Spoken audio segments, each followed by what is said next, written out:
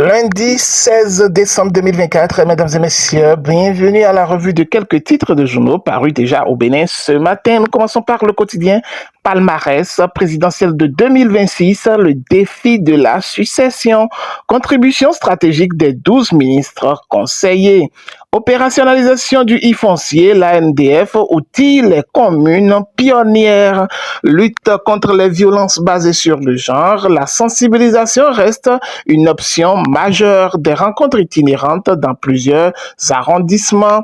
Défi info, Église catholique de Betago dans l'arrondissement d'Akasato. Les fidèles boudent le curé Hamaunzo et son vicaire Tingpo. La nouvelle génération, actualité politique à Zanyelando, Dr Isidore Ngwedo adhère officiellement au bloc républicain. L'événement précis, entrée officielle à la Bourse régionale des valeurs mobilières. L'action de la Loterie nationale du Bénin gagne 7,50% dès sa première cotation. Le potentiel conseil économique et social, Golou Bagidi Amunda, qui pour prendre la présidence, s'interroge. Le journal accusé de faute grave laisse SE de commencer des points à Lukutu dans les mailles de la police. L'emblème du jour, soutien au pèlerinage de l'église du christianisme céleste à Semekpoji. Le gouvernement fait du tourisme religieux un atout pour la destination Bénin. Gaskiani Info, nomination des ministres conseillers, un espoir pour les partisans de Talon. Cas d'accident en période de fête, prévenir le droit à la vie. L'investigateur, ministre conseiller de Talon, s'est recrue de luxe, attendu en vain. La Nation, projet d'électrification de plusieurs communes du Nord Bénin, accord du Fonds saoudien de développement. Le Télégramme a fait tentative de coup d'État au Bénin, les comptes de Olivier Bokoy et de son beau-frère Roch Nieri gelés. Le grand regard traversé de 2024 au Bénin, une année de sueur froide pour Patrice Talon.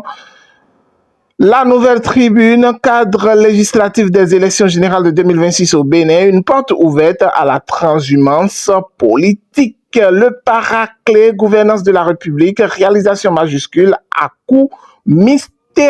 Matin libre, politique et gouvernance, ministre conseiller, la saga du Némine sous Talon, libération, tourisme religieux. Le gouvernement accompagne le pèlerinage annuel de l'église du christianisme céleste. L'événement du jour, message sur l'état de la nation. Le président Talon face aux députés vendredi prochain. Le chasseur info. Institut universitaire d'enseignement professionnel des métiers de l'agriculture de Djougou, sorti de la première cohorte de 49 agripreneurs au Bénin. Les 4 vérités, bureau de surveillance du territoire douanier, la douane saisit des millions d'euros à ses mains craquées. Une prouesse du colonel Marcelin Laourou.